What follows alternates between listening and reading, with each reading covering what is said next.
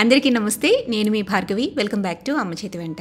ఈ రోజు వీడియోలో సగ్గుబియ్యం కిచిడిని ఎలా తయారు చేసుకోవచ్చో చూపిస్తున్నాను. ఆల్రెడీ ఒక వేరియేషన్ సాబుదానా కిచిడి రెసిపీ మన ఛానల్లో అప్లోడ్ చేశాను. ఇది డిఫరెంట్ వేరియేషన్ అన్నమాట. టేస్ట్ అయితే చాలా బాగుంటుందండి. చేయడం కూడా చాలా తేలికండి. సింపుల్ వేలో చెప్తున్నాను. ఉదయాన్నే బ్రేక్ఫాస్ట్లోకైనా, నైట్ పూట డిన్నర్లోకైనా ఏదైనా లైట్గా ఉండే ఫుడ్ రెసిపీ చేసుకోవాలి అనుకున్నా, నవరాత్రుల్లో ఉపవాసం ఉండే వాళ్ళకైనా ఈ రెసిపీ చాలా బాగా హెల్ప్ అవుతుంది. పండగలప్పుడు, వ్రతాలప్పుడు, పూజలప్పుడు చాలా మంది ఉపవాసం ఉంటూ ఉంటారు. అలాంటప్పుడు ఉల్లిపాయ లేకుండా ఏదైనా రెసిపీ చేసుకోవాలి అనుకుంటే ఇది మీరు ట్రై చేయొచ్చు. టేస్ట్ అయితే డెఫినెట్గా బాగుంటుందండి. మీరైతే తప్పకుండా ఏదో ఒక టైంలో ట్రై చేసి చూడండి. మరి రెసిపీ ఎలా చేసుకోవాలో చూసేద్దామా? ఈ రెసిపీ చేసుకోవడానికి ముందు రోజు నైటే మనం సగ్గుబియ్యాన్ని అయితే నానబెట్టుకోవాలి. ఇక్కడ చూపిస్తున్న విధంగా ఇలా లావు సగ్గుబియ్యం తీసుకోండి. 1 కప్పు దాకా సగ్గుబియ్యాన్ని బౌల్లోకి వేసుకుని శుభ్రంగా కడిగేసేయండి. 2-3 సార్లు బాగా కడిగిన తర్వాత నీళ్లు లేకుండా వాడ్చేసేయండి. చూడండి, ఇలా సగ్గుబియ్యంలో పిండి లాంటి పదార్థం అనేది ఉండకూడదు. సో అలా బాగా కడిగేసుకున్న తర్వాత మళ్ళీ బౌల్లోకి ఈ సగ్గుబియ్యాన్ని తీసుకోండి. ఏ కప్పుతో మనం సగ్గుబియ్యం తీసుకున్నామో అదే కప్పుతో ఎగ్జాక్ట్గా 1 కప్పు దాకా నీళ్లు వేసుకోవాలి. ఇలా వాటర్ వేసేసిన తర్వాత నైట్ అంతా కూడా అలా వదిలేసేయండి. ఉదయానికల్లా చుక్క నీరు లేకుండా సగ్గుబియ్యం నీటిని మొత్తాన్ని పీల్చేస్తుంది. చూడండి, ఇలా పొడి పొడిగా తయారైపోతుంది అనమాట. నానిన సగ్గుబియ్యాన్ని బౌల్లోకి వేసి చూపిస్తున్నా చూడండి. స్టిక్కీగా లేకుండా ఇలా పొడి పొడిగా ఉండాలన్నమాట. ఇలా నానబెట్టుకున్న సగ్గుబియ్యాన్ని పక్కన పెట్టేసేయండి. ఇప్పుడు స్టవ్ మీద ప్యాన్ పెట్టుకోండి. ప్యాన్లోకి 1/3 కప్పు దాకా పల్లీలు వేసుకుని దోరగా వేయించేసేయండి. సన్నటి సెగ మీద నిదానంగా వేయించేస్తే పల్లి గింజలు లోపల వరకు చక్కగా వేగిపోతాయి. అలా వేగిన తర్వాత స్టవ్ ఆపి కాస్త చల్లారనివ్వండి.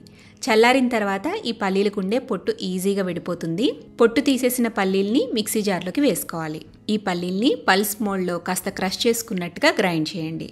ఇలా గ్రైండ్ చేసుకున్న పల్లీ పొడిని పక్కన పెట్టేసేయండి. ఇప్పుడు మళ్ళీ తిరిగి ప్యాన్ని స్టవ్ మీద పెట్టుకోండి. ప్యాన్లోకి 1 టేబుల్ స్పూన్ దాకా ఆయిల్ వేసుకోండి. అలాగే 1 టేబుల్ స్పూన్ దాకా నెయ్యి వేసుకోండి. నెయ్యి కరిగి హీట్ అయిన తర్వాత ఇందులో 1 టీ స్పూన్ దాకా జీలకర్ర వేసుకోవాలి. జీలకర్ర చిటపటలాడిన తర్వాత ఇందులో 1/2 ఇంచ్ దాకా అల్లాన్ని గ్రేట్ చేసుకుని సన్నగా తురుముకొని ఇందులో వేసేసేయండి. అలాగే 1 లేదా 2 పచ్చిమిరపకాయల్ని ఇలా చిన్న చిన్న ముక్కల కింద కట్ చేసి వేసేసేయండి. 1 రెమ్మ కరివేపాకు కూడా వేసేసి ఈ తాలింపుని కాస్త వేయించాలి. ఇప్పుడు ఇందులో 1 మీడియం సైజ్ బంగాళదుంపని ఇలా చిన్న చిన్న ముక్కల కింద కట్ చేసుకుని వేసేసి ఫ్రై చేయండి. బంగాళదుంప కాస్త మగ్గాలి, వేగేంత వరకు రోస్ట్ చేయండి.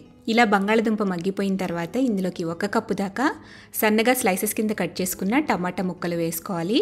రుచికి తగినంత ఉప్పు, మీరు తినే స్పైస్ని బట్టి 1 లేదా 1.5 టీ స్పూన్ దాకా కారం వేసుకోండి.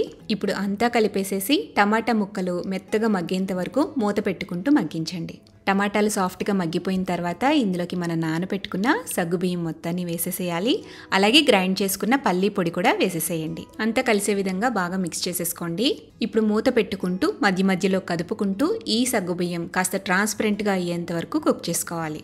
నానబెట్టిన సగ్గుబియ్యమే కాబట్టి జస్ట్ 2 to 3 మినిట్స్లో కుక్ అయిపోతుంది. ఇలా ట్రాన్స్పరెంట్గా అయిన తర్వాత దించే ముందుగా కాస్త వేయించిన పల్లీలతో గార్నిష్ చేసేసి కొంచెం కొత్తిమీర వేసేసి కలిపేసి పక్కకు దించేసుకుని వేడివేడిగా సర్వ్ చేసుకోవటమే. అంతే, టమాటోతో ఎంతో రుచికరంగా ఉండే సాబుదానా కిచిడి రెడీ అయిపోతుంది. మరి కమ్మనైనా ఈ సగ్గుబియ్యం కిచిడిని మీరు కూడా ఇంట్లో తప్పకుండా ట్రై చేయండి. ట్రై చేసి టేస్ట్ చేసిన తర్వాత మీ ఫీడ్బ్యాక్ని నాతో షేర్ చేయడం మర్చిపోవద్దు. వీడియో నచ్చితే లైక్ చేయండి, మీ ఫ్రెండ్స్కి, రిలేటివ్స్కి షేర్ చేయండి. మరిన్ని టేస్టీ సింపుల్ క్విక్ రెసిపీస్ కోసం అమ్మ చేతి వంట ఛానల్ని సబ్స్క్రైబ్ చేయండి.